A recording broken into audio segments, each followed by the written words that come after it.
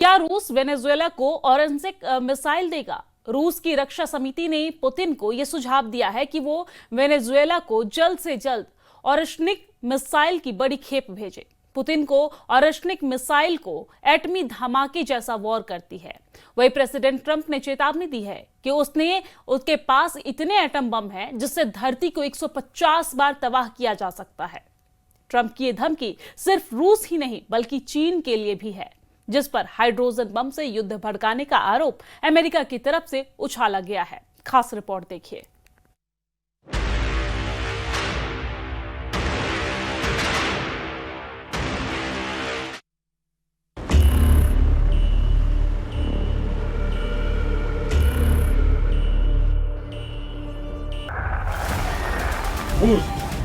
Есть пуск.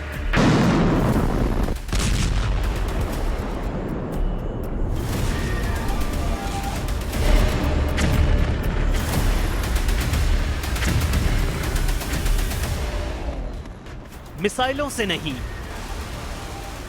जंगी जेटों से नहीं, न ही जंगी बेड़े। अब युद्ध का फैसला हाइड्रोजन बम से होगा। वही हाइड्रोजन बम जिसे एटम बम से हजारों गुना ज्यादा विनाशकारी कहा जाता है। वही एच बॉम्ब जिसके टेस्ट से दुनिया दहल जाती है। ट्रंप ने खुलासा किया, पाकिस्तान पर गुप्त परमाणु परीक्षण की सनक सवार है। ट्रंप ने खुलासा किया, चाइनीज ड्रैगन दनादन हाइड्रोजन बम का टेस्ट कर रहा है। ट्रंप ने दावा किया कि पुतिन का एटमी प्रोग्राम तूफानी रफ्तार में चल रहा है।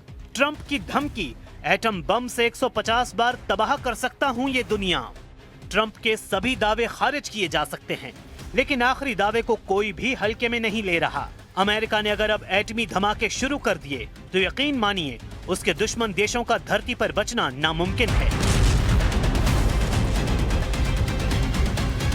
सुपर पावर के परमाणु प्रकोप का ट्रेलर पूरी दुनिया देख चुकी है। ऐसे में ट्रंप के न्यूक्लियर चैलेंज ने अमेरिका के दुश्मनों के बीच कोहराम मचा दिया है। अचानक से परमाणु युद्ध का माहौल अमेरिका क्यों बना रहा है? खुद 8 युद्ध को खत्म कराने का क्रेडिट ले रहे ट्रंप महाविनाश के हथियारों को इतना तूल क्यों दे रहे हैं? इन सवालों का जवाब इन तस्वीरों में छिपा है। तस्वीरें बीजिंग से आई हैं, जहां लाल दरबार कहे जाने वाले great hall of the people में शी जिनपिंग ने रूस के प्रधानमंत्री मिखाइल मिशुत्सिन से मुलाकात की है। ट्रंप जिनपिंग के बीच हुई बैठक के फौरन बाद रूस के प्रधानमंत्री की बीजिंग विजिट से सुपर पावर का दिमाग गर्म हो गया है, क्योंकि चीन ने रूस के साथ बड़े कारोबारी साझेदारी का ऐलान कर दिया है। दोनों देशों के बीच व्यापक कारोबारी और रणनीतिक साझेदारी से ट्रंप को जोर का झटका लगा है। प्रेसिडेंट ट्रंप ने शी जिनपिंग से पुतिन पर प्रेशर बनाकर यूक्रेन रूस युद्ध खत्म कराने की अपील की थी, लेकिन प्रेशर बनाना तो दूर, शी जिनपिंग ने पुतिन से बिग डील कर अमेरिका को करारा जवाब दे दिया है। Хочу, пользуясь случаем, передать вам самые добрые слова, приветствия и пожелания, наилучшие от президента России Владимира Путина. По итогам ваших переговоров с российским лидером, которые проходили в мае в Москве, в сентябре в Пекине, также были приняты решения, которые направлены на дальнейшее укрепление всеобъемлющего партнерства и стратегического взаимодействия России и Китая. ट्रंप ये मान चुके हैं कि एटमी रेस में अमेरिका बहुत पीछे है, जबकि सुपर पावर के सभी दुश्मन एकजुट हो रहे हैं। इतना ही नहीं, ज्यादातर गुप्त तरीकों से परमाणु बम का गोदाम बड़ा बना रहे हैं। अमेरिका दुश्मनों के परमाणु प्रोग्राम को कैसे नजरअंदाज कर सकता है? जाहिर है सुपर पावर पीछे रहेगा भी नहीं, क्योंकि ट्रंप मौजूदा वक्त में धरती को 150 बार परमाणु बम से उड़ा देने का दम रखते हैं।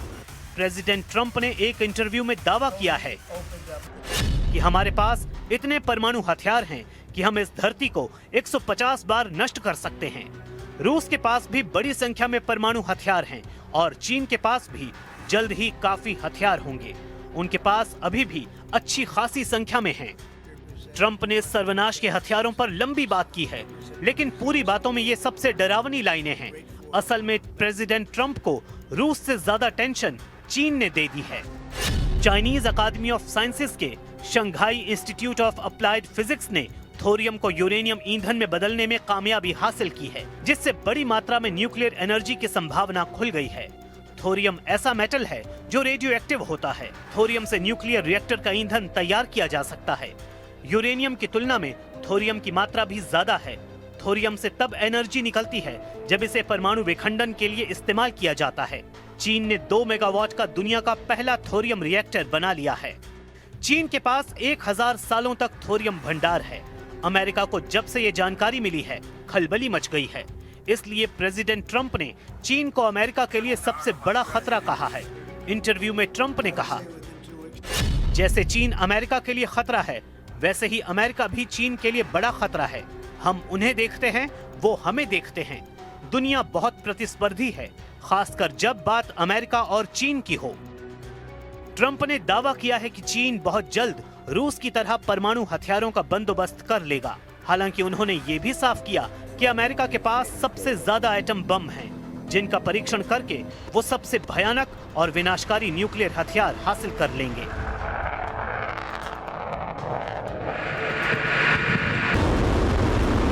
To do with others, they seem to all be nuclear testing. We have more nuclear weapons than anybody. We don't do testing. We've halted it many years ago. But with others doing testing, I think it's appropriate that we do also.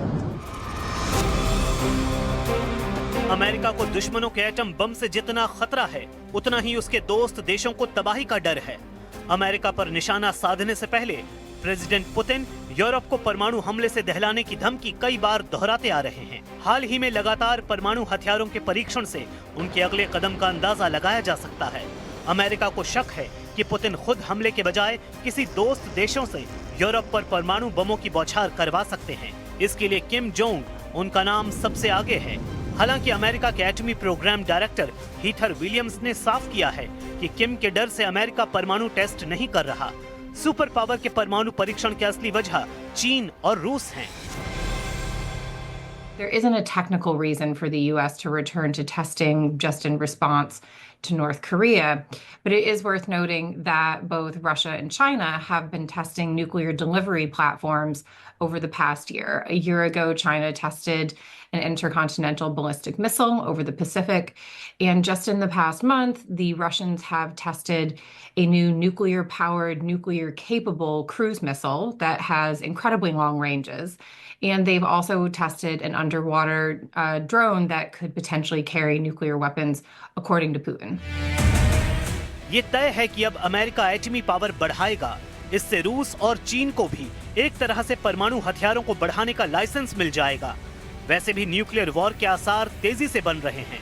America ने NATO में अपने राजदूत Matthew Whittaker को Kyiv भेजकर Putin को सख्त message दिया है। यूक्रेन में मैथ्यू व्हिटेकर और यूक्रेन के रक्षा मंत्री डेनिस शम्यहॉल ने विंटर वॉर पर बैठक की है।